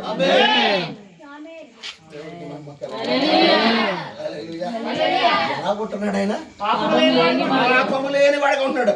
ఆయన శోధించబడుటకు అనుమతించబడను, కానీ ఆయన శోధనకు చెవి ఇవ్వలేదు. శోధన వస్తుందండి మీకు, అస్సలు రాదని చెప్పట్లేదు దేవుడు. శోధన వస్తుంది, నిలబడాల్సిన బాధ్యత చెప్తున్నాడు. సాతాను వచ్చాడా? శోధిస్తున్నాడా? ఇవన్నీ చేస్తానని చెప్తున్నాడా? నాకు మొక్కని చెప్తున్నాడా? శోధన వస్తుంది ఖచ్చితంగా. కుటుంబంలో శోధన వస్తుంది, రాదని లేదు, సమస్య లేదు, దాంట్లో డౌటే లేదు. రాదని సమస్య లేదండి, శోధన వస్తాడంతే. రావాలి, రావాల్సిందే. ఎందుకని? దేవుడికి వచ్చింది శోధన, వచ్చిందా? మరి నీకు రావాలి కదా. రావద్దని కోరుకోవద్దు, కోరుకుంటాం. అమ్మా సమస్యలు భరించలేకపోతే నాకు రావద్దు, నాకు వద్దు, ఇంత కోరుకోవద్దు. వచ్చిన తర్వాత నువ్వు ఎలా జయించాలో దేవుడు చూసుకుంటాడు. ఆయన శోధించబడి అనుమతించబడిన, కానీ ఆయన శోధనకు చెవి యొక్కలేదు. మనము పాపము చేయుటకు శోధించబడతాం. అబ్బా ఎంతమంది చెప్తున్నారు చూడండి. మనమట పాపము చేయడానికి శోధించబడతాం, కానీ ఎన్నడూ దానికి చెవి యొక్కము. ఎన్నడూ కూడా మనం దానికి చెవి యొక్కమని చెప్పేస్తాం. మనకు ఖచ్చితంగా వస్తుందండి టెంప్టేషన్, మనకు ఖచ్చితంగా ఈ టెంప్టేషన్ రావాల్సిందే, వస్తుంది. అందుకే క్రైస్తవ సంఘాలు ఎవరైనా బయట వాళ్ళు ఉంటే దేవుడి దగ్గర కొత్త నీకు అన్ని వచ్చేస్తాయమ్మా, ఏమీ రావు, ఇంకా కష్టాలు వస్తాయి. ఎందుకని? కష్టం రావాల్సిందే, ఆయన సాన పెట్టాల్సిందే. నీకు కష్టం రావాలి అని సాన పెట్టాలి, నీకు కష్టం రావాలని సాన పెట్టాలి, నీకు కష్టం రావాలని ఆయన ఆ సమస్య నుండి బయటకు తీసుకొని రావాలి. అది దేవుడు చేయాల్సిన కార్యం. హల్లెలూయా. అందుకని ఈ రోజు నువ్వు తెలుసుకోవాల్సిన విషయం ఏంటంటే, సుసన్న పాల్ గారు సమస్య వస్తుంది. నేను పంపట్లేదు, ఖచ్చితంగా వస్తుంది, ఏదో రూపం వస్తుందండి. అందుకే ఒక ఆయన మన సాక్ష్యం చెప్తున్నాడు ఏంటంటే, సమస్యల గురించి ఏదో ఒక గృహప్రవేశంలో ఇలాగా చెప్తా ఉన్నప్పుడు, లేదండి మీకు సమస్య రాదంటే అలాగన్న వాళ్ళు అబద్ధికులు అని చెప్తున్నారు. అర్థమైందా? సమస్య రాక ఉండదండి, ఖచ్చితంగా వస్తుందండి, ఏదో విధంగా వస్తుందండి, రావాలి కూడా, నువ్వు జయించాలి. దేవుడు అదే కోరుకుంటా ఉన్నాడు. అందుకే దేవుడు ఈ కార్యములన్నీ చూపించుకుంటూ నీకు ఏం చేస్తా ఉన్నాడు, నేను శ్రమల గుండా వెళ్ళినప్పుడు నేను ఏ విధంగా అయితే అన్ని జయించుకొని అన్ని లేఖనాలు నెరవేర్పులు అయిపోయి అన్ని కార్యక్రమాలు అన్ని జరిగిపోయిన తర్వాత అన్ని విడిచిపెట్టి ఆయన హ్యాపీగా వెళ్ళిపోయి మరలా తిరిగి లేచిన దేవుడు ఇప్పుడు నేను నన్ను కూడా అదే కోరుకుంటాను. ఈరోజు ఆయన ఏం చేస్తున్నాడంటే చూడండి, అన్నీ వచ్చేయండి. ఇక్కడ ఒక్క విషయం చాలా ప్రాముఖ్యమైనది, ఇదిగోండి, దేవుడు శోధనను భరించవలసి ఉండేను. అమ్మా జాగ్రత్తగా, చాలా ప్రాముఖ్యమైనది. ఆయన శోధనను భరించలేదు, ఇప్పుడు భరించలేదు, ఓకేనా? ఆయన లైంగిక శోధనను భరించవలసి ఉండను. వాస్తవం, ఎందుకంటే మనిషి రూపంలోకి వచ్చాడు కదా. ప్రతి విధమైన శోధనలను ఆయన భరించవలసి ఉండను. ఆయన అది అంతయో భరించవలసి ఉండను. దానిని ఆయన చేయుటకు గాను ఆత్మలో ఉన్న దేవుడిగా ఆయన దానిని చేయలేడు. ఆయన శరీరంలో ఉండవలసిన దేవుడిగా ఆయన ఉన్నాడని చెప్తున్నాడు. దేవుడికి మహిమ కలుగును. హల్లెలూయా.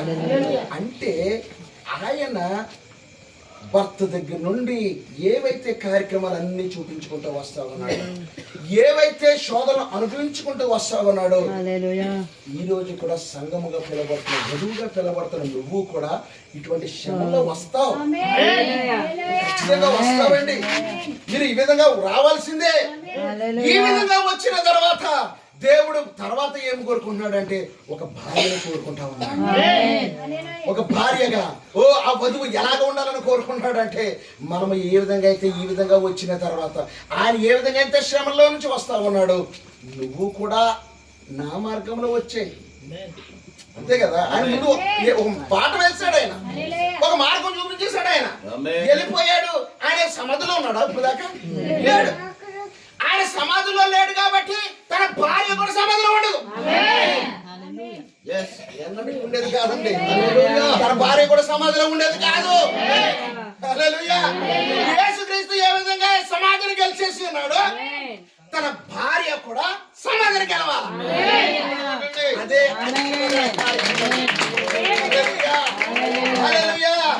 ఈ రోజు మీ కుటుంబంలో ఏమైతే కలిగి ఉన్నారో అది పరిపూర్ణతకు దారి తీసే విధంగా నువ్వు జీవించాలా, అంతేనా? ఆయన అదే చెప్తా ఉన్నాడు, ఇక్కడ చెప్తా ఉన్నాడు. చూడండి, భార్య భర్త ఐక్యత కలిగి ఉంటే తప్ప అది ఒక నిజమైన కుటుంబముగా ఉండదు, ఓకేనా? భర్త ఒకవైపు లాగుతూ ఉన్నట్లయితే వారు ఒక మంచి కుటుంబంగా ఉండలేరు, అది భయంకరమైన కుటుంబంగా ఉంటది. కానీ ఒప్పందముతో ఒకరితోనొకరు ప్రేమించగలిగి ఉన్నట్లయితే అది ఒక కుటుంబం అనబడను. అలాంటి కుటుంబము ఇప్పుడు దేవుని యొక్క మహోన్నత కళాఖండముగా ఉన్నది. ఈ కుటుంబమే ఇప్పుడు ఎలా కనబడుతుంది, ఒక మహోన్నతమైన కళాఖండం. ఇక్కడున్న నిజమైన కుటుంబములు అన్ని దానినే ప్రతిబింబిస్తాయి. కుటుంబాలన్నీ దేన్ని ప్రతిబింబించాలి, జరగబోతున్న కార్యక్రమాన్ని ప్రతిబింబించాలి. హల్లెలూయా. క్రీస్తు మరియు ఆయన వధువు వచ్చుటకు సిద్ధముగా ఉన్నారు. రెండవ ఆదాము రెండవ అవ్వ తమ గృహమునకు తిరిగి వచ్చుటకు సిద్ధముగా ఉన్నారని చెప్తున్నారు. ఈ రోజు మీ కుటుంబము, మనందరి కుటుంబము దేనికి కలిగి ఉండాలి, అసలైన దానికి, అసలైన కుటుంబము దానికి మనం ప్రతిబింబముగా మనం కనబడాలి.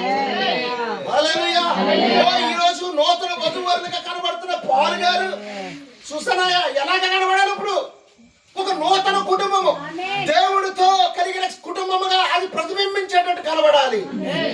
హల్లెలూయా. ఎందుకని ఆ కుటుంబమును దేవుడు మనకి ఇస్తానని చెప్తున్నాడు. మీరు ఫలించండి, ఫలించుకుంటూ రండి, ఆ ఫలమును పొందుకోండి.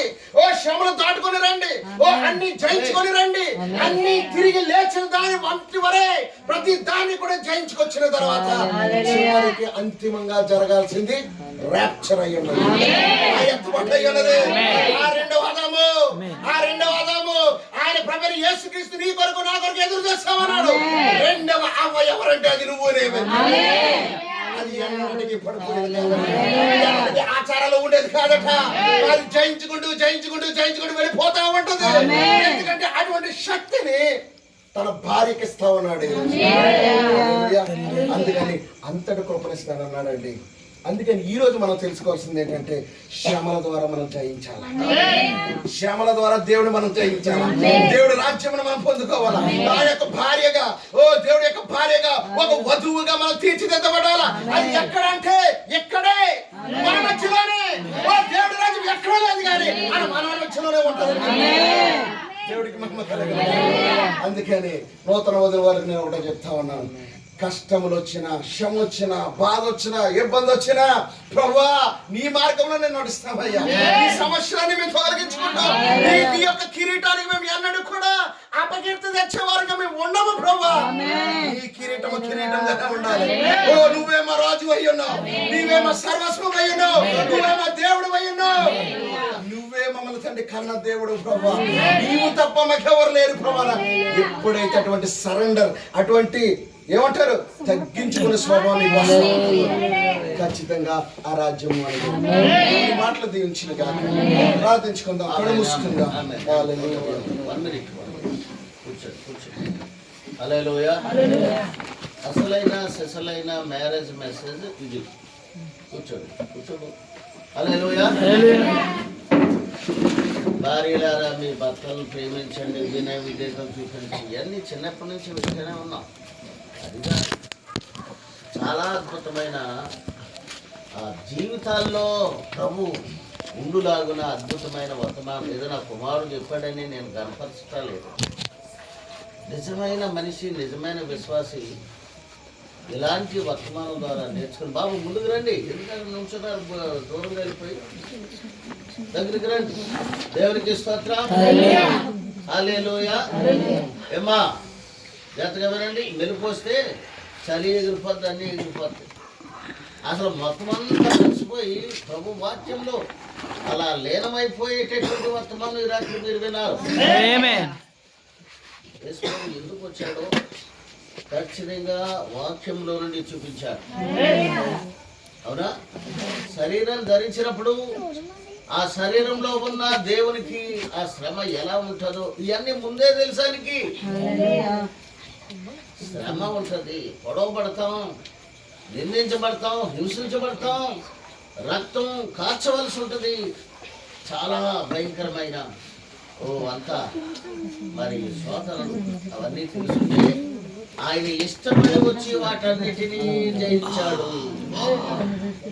బాబు మీకు ఈ వర్తమానం ఎట్లా ఉందో ఇంత క్రితం మీరు తెలుసున్నా కూడా రికలెక్ట్, ఇది ఖచ్చితంగా మరలా తిరిగి వీటన్నిటినీ కరెక్ట్ చేసుకోవాలి. శ్రమ వచ్చినప్పుడు వస్తుంది, శ్రమ ఏమీ రాదు అని మేము చెప్పం. అదే చెప్పబడింది వర్తమానం ప్రభువుకే వచ్చింది. మీరు ప్రభులో ఉంటే ప్రభులాగే ఇవన్నీ వస్తాయి. అర్థమైందా? సిలువ మరణం అంతా ఆయన పొందినంత శ్రమ నీకేమీ రాదు. వస్తుందా? నేను సిలువెక్కిస్తారా? నీకు మేకులు కొడతారా? నేను సమాధి చేసేస్తారా? ఇంత జీవహింస ఉంటుందా? ఏమీ ఉండదు. కానీ చిన్న చిన్న సమస్యలు వస్తాయి, అవి భరించాలి. ఆయన ఎలాగా భరించి జయించాడు అని చూపిస్తున్నాడు. దానికి ఒక మాట, మనందరము హలో మేల్కోనండి, నిద్రపోతుంది ఆవిడ. దేవుని స్తోత్రం. మనందరము యేసు యొక్క మార్గములో పోవు నిమిత్తమై ఆయన భూమి మీదకి వచ్చి ఒక మార్గము ఉంచి వెళ్ళాను. ఏట మార్గం అంటే ఇప్పుడు దాకా చెప్పబడి అర్థమైందేనా? పీస్ఫుల్ హౌస్ మీది. మీ అమ్మగారు చాలా సాత్వికురాలు. ఆ రాహిలమ్మ ప్రార్థన జీవితం, పెద్ద బోధకురాలు, పెద్ద విజ్ఞానంగా ఇతర వాక్యం ఏమి చెప్పదు కానీ మంచిది అని విన్నాను నేను. రండి దేవుని దగ్గరికి వెళ్దామని చెప్పే మంచి గుణలక్షణాలు కలిగిన తల్లి అని. ఆ మాత్రం చాలు. మరి ఖచ్చితంగా కష్టం అంటూ ఏంటో వీళ్ళకి తెలియకుండా అలా పెంచింది. దేవునికి స్తోత్రం. ఇప్పుడు మీరు శ్రమ పడాలి. సుసన్న, నీకు ఎంత చీమ కుట్టినంత శ్రమ కూడా నీ ఇంట్లో ఎరగకుండా నీ తల్లిదండ్రులు పెంచారు. రేపు శ్రమల్లోకి వెళ్ళాలి అంటే సమస్య ఎలా అవుతుంది? ఆ యొక్క కష్టం ఎలా వస్తుంది, దాన్ని ఎలా జయించాలి అని రాబోయే కాలంలో ఎలాంటి శ్రమలు వస్తాయో నీకు తెలదు, నాకు తెలదు, మనుషులు ఎవరికి తెలదు. ఎలాంటిది వచ్చినా అవి జయించడానికి రెడీగా ఉండాలి మీ ఇద్దరు. అర్థమైందా? దేవుని స్తోత్రం. అందువల్ల ఈ వర్తమానాన్ని మనసారా ధ్యానించడం కోసమే మీ కొరకై మరి రాజమండ్రి నుంచి ప్రయాసపడి ఆ పిల్లలతో సహా చదువు వెనక వెళ్ళిపోతారు. మళ్ళీ పొద్దున్నే 5 గంటలు లేవాలి, అవన్నీ పిల్లలకి క్యారేజీలు తయారు చేయాలి. మరి ఈ రాత్రి మేము ఈ చీకటిని ఏమెళ్తారు కారుందనుకోండి అని ఒకవేళ బలంగా ప్రేమ ఉండి రాత్రులు ఎలా ఉంటుందో ప్రయాణం అని తల్లిదండ్రులుగా సేవకులైన పొద్దున్న వెళ్ళండి అని అనినా పిల్లలు ఉన్నారు, వాళ్ళు సిద్ధపరిచి స్కూళ్ళకి పంపాలి, దేవునికి ఇస్తారు. ఈ వర్తమానం దేవుడు తెలియచేయాలని జగత్తు పునాది వేయబడక మునిపే నిమిత్తులు ఉండాలి. మీరిద్దరూ పెళ్లి చేసుకుని వధువరులుగా ఇక్కడ ఉండాలని ఆయన నిర్ణయించెను. నిర్ణయించిందే జరిగింది. అది పెళ్లి వరకే అనుకుంటే ఎట్లా? ఈ పెళ్లి సందర్భంలో ఈ వర్తమానం మీకు అవసరం.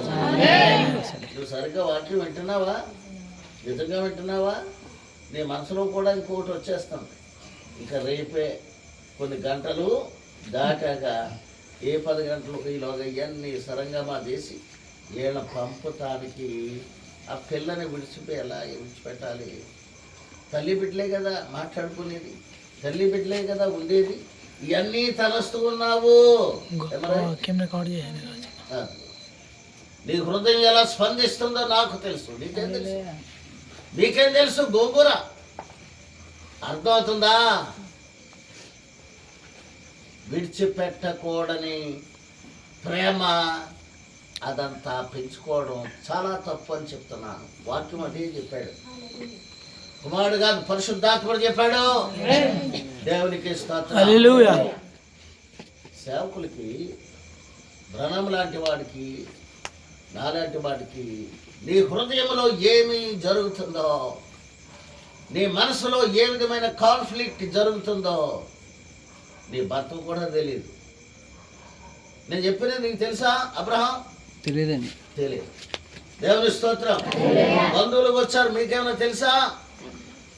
హృదయములు ఎరిగిన వాడు హృదయం ఏ విధంగా పోరాటంలో ఉన్నదో, ఎడబాయని ఆ ప్రేమలో ఉన్నదో అనే విషయం వాక్యం వింటూ ఆ దండాపంలోనికి వెళ్ళిపోతుంది. ఎంత బలవంతంగా ఆపుకుని వాక్యం వైపు తిప్పుకున్నా అది నాకు తెలిసింది. హృదయ రహస్యాలు ఎరిగిన వాడు దేవుడు, హృదయ రహస్యాలను చెప్పేవాడు బ్రహ్మం. ఇప్పుడు నేను చెప్పినది రుజువైంది. నేను కూడా అలా నిలబడి రహస్యాలు కూడా చెప్పగలను. దేవునికి స్తోత్రం. మీరు నమ్ముతున్నారా? ప్రత్యక్ష ప్రశ్న వేశాను, జవాబు చెప్పాను. రైట్. దేవునికి స్తోత్రం. ఈ ప్రేమలు, ఈ జంజాటం అంతా తెచ్చుకోవాలి. అర్థమైందా? నీ ఒక్కో మరి ఆ విషయం కూడా వివరించాను. మాతమ్మ విన్నావా? చలేసేస్తుంది అన్నావు దుప్పటి తెచ్చుకోకుండాను. హల్లెలూయా. నీవు ధర్మదాస్ గారు ఎంత ప్రేమతో పెంచారు. మరి ఆ అమ్మాయిని అబ్రహాం గారికి ఇవ్వలేదా? ఊళ్ళోని కనుక చూసుకోవచ్చు అని. ఇది బాగుంది. అదైతే ఒక 80 కిలోమీటర్లు 70 కిలోమీటర్ల దూరం ఉంది. అదేం పెద్ద దూరం కాదు. దేవునికి ఇస్తారు. తిరిగి చెప్పండి హల్లెలూయా. ఈయన మీతో మాట్లాడబోతాడు. మనం వెళ్ళిపోయిన తర్వాత వెళ్ళే ముందు పెళ్లి కుమారుడు మాట్లాడబోతున్నాడు. అమ్మాయి, అత్తమ్మా నువ్వేమి బాధపడకో, నీ దగ్గర ఉన్నట్టుగానే నా దగ్గర ఆమె ఉంటుంది. నువ్వు చూసుకున్నట్టుగానే నేను చూసుకుంటాను. నీ బిడ్డకు వచ్చిన కష్టము ఉండదు, అపాయము ఉండదు. She is mine. ఈమె నాది. ఆమేన్. నువ్వేమి చెప్పబోతున్నావు ఆ విషయం నేను చెప్తున్నాను. ఆమేన్. ఆమె హృదయ స్పందన చెప్తున్నాను, ఈయన హృదయ స్పందన చెప్తున్నాను. మీ విషయాల్లో నాకు గురించి చెప్పండి బాబు అని ఏదో జ్యోతిష్కోలాగా అడుగుతారా? ఏ స్టూపిడ్, అలాగే ఎప్పుడు మనం అడగకూడదు. దేవునికి స్తోత్రం.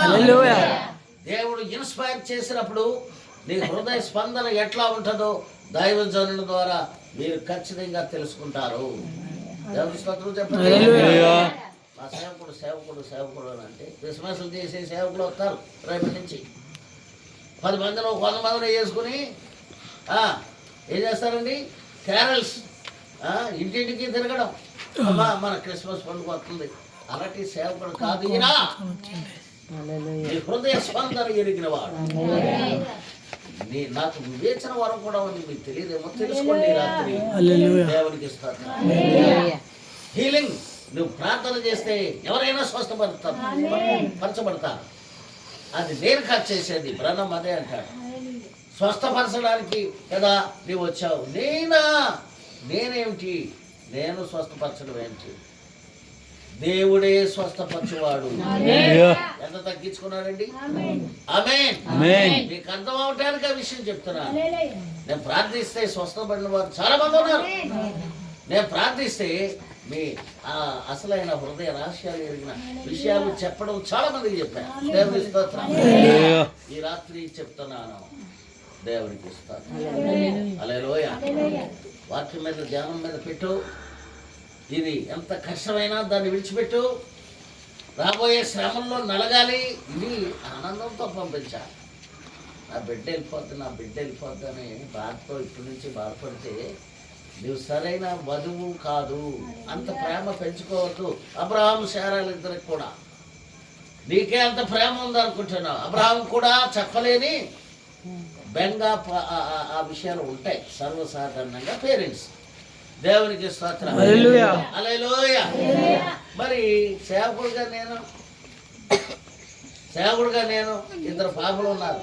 ఫ్రీగా పంపించాను, నవ్వుతూ పంపాను, కంటదడి పెట్లా, ఏడుస్తూ పంపించాలా. దేవునికి స్తోత్రం. వారి భర్తల దగ్గర ఉండటం మంచిది. ఇది దేవుడు జతపరిచాడు. ఎందుకు ఏడుస్తావు? నీకు సరైన వాక్య జ్ఞానం లేక. ఆ ప్రేమ అలాంటిది, దాన్ని విడిచిపెట్టు. దేవుని స్తోత్రం. ఎవరిని ఎక్కువ ప్రేమించాలి? దేవుడిని, దేవుని వాక్యాన్ని. ఈ బిడ్డను ప్రేమించుకోవాలి. ఇలా చెప్తుంటే ఆవిడ గారు చెప్తుంది మనసులో. ఇద్దరు కలిసి 1 గంట ఆడండి. అందరూ నిద్రపోయాక మీ ఆయన పక్కలోంచి బయటకు వచ్చేసి ఇద్దరు కలిసి ఇక్కడ ఈ టెంట్లో ఆడండి.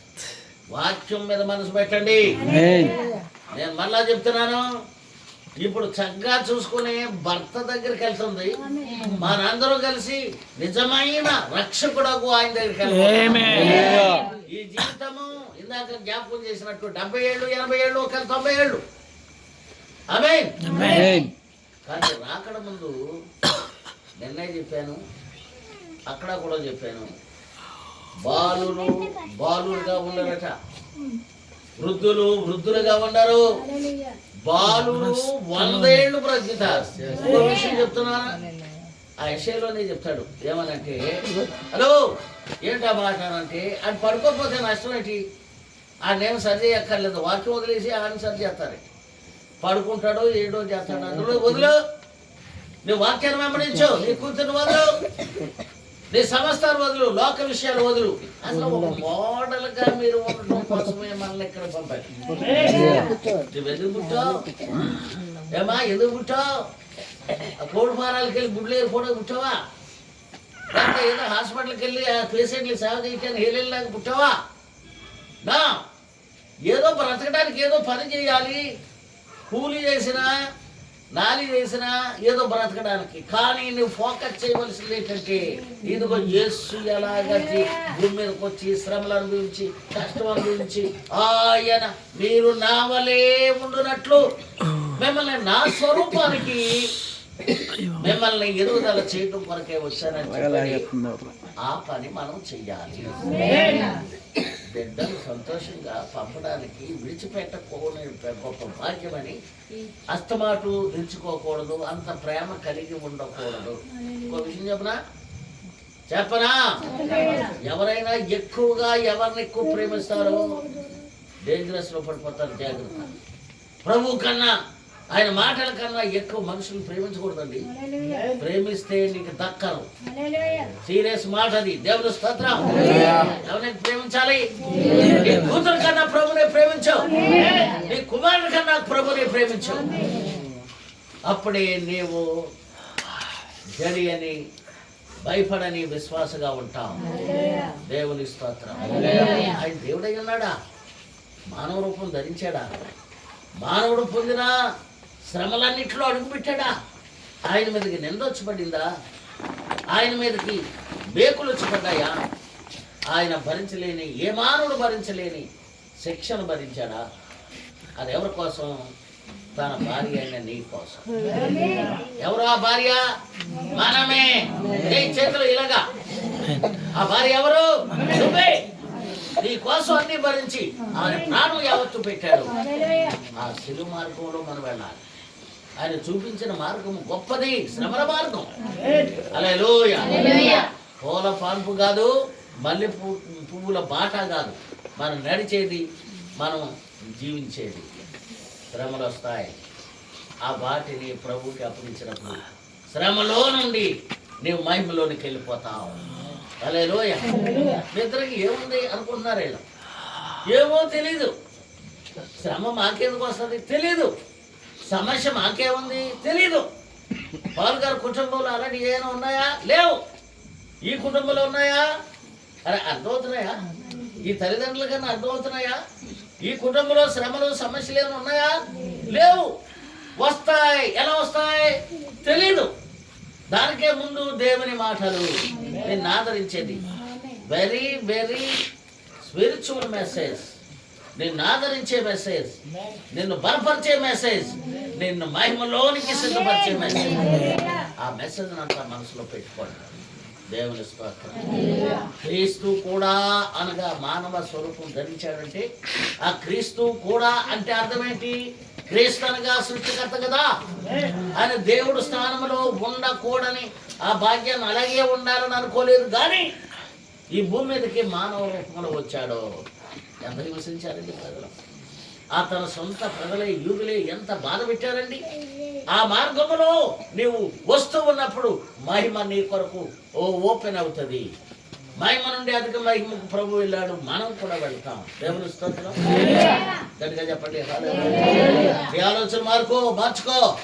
మీ ప్రేమ మార్చుకో. మీ పద్ధతులు మార్చుకో. మామూలుగా చెప్పాలంటే ఎంత? ఒక గంట ప్రయాణంలో నీ కూతురు దొరుకుతుంది. ఒక గంట ప్రయాణంలో వాళ్ళు వస్తారు. ఎప్పుడు మనం దగ్గరగా ఇలాగా ఉంటాం.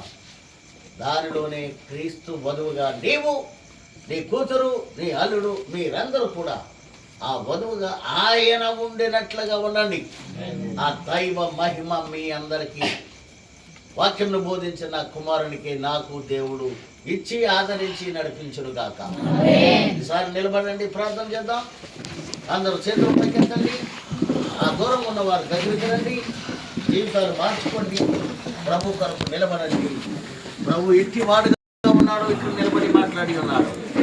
ఈ వాక్యోపదేశము విలువైనది, శక్తి గలది, నీకు జీవమునిచ్చేది, ఆ మహిమలో చేర్చేది. దేవా ఈ రాత్రి నాతో హలో అందరూ కూడా మాట్లాడండి. నాతో అనగా నీతోనే. నీతో మాట్లాడలేదా ప్రభు? నీతో డైరెక్ట్ గా మాట్లాడలేదా? ఆయన ఎంత అద్భుతంగా మాట్లాడి, నన్ను చూడు, నా మార్గానికి రా, అది శిలువ మార్గము. ఓ దేవుని బిడ్డలారా, మీరందరూ కూడా ఆ రీతిగా ఉండాలని కోరుతూ ఉన్నారు. సోదరు చెప్పండి హల్లెలూయా. గట్టిగా చేతులు పైకెత్తాలి. నిజమే ప్రభువా, నా జ్ఞానానికి అందలేదు, కానీ నీవు అందించావు. చెప్పండి మీరు ఎప్పుడు ఈ రాత్రి చెప్పిన వర్తమానం